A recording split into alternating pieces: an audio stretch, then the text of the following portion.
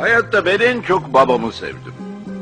Kara çalılar gibi yardan bitme bir çocuk çarpıp bacaklarıyla ha düştü ha düşecek.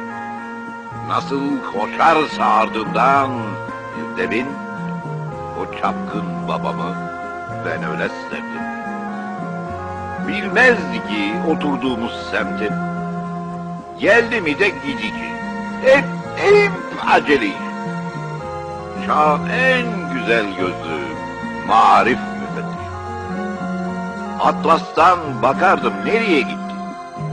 Öyle ezber ettim gurbeti. Sevinçten uçardım hasta oldum mu. 40'ı geçerse ateş çağırırlar İstanbul'a. Bir helallaşmak ister elbet değil mi oğluyla? Dipogen başardım bu aşk oyununu.